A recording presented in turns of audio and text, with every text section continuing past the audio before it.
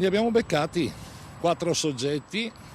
Nelle indagini fatte dall'Ecovigile sono saltati fuori degli scontrini pagati con la carta di credito e quindi è stato relativamente semplice riportare ai trasgressori.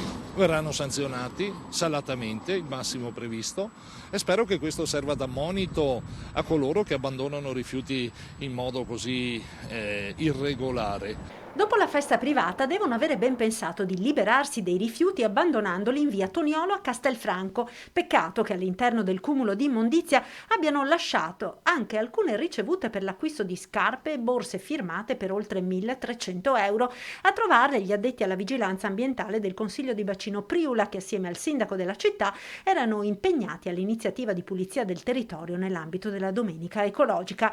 Le indagini, con la collaborazione della polizia locale, sono ancora in corso, ma gli elementi raccolti hanno consentito di arrivare a 4 persone, per ciascuna delle quali scatterà una multa di 600 euro per abbandono di rifiuti.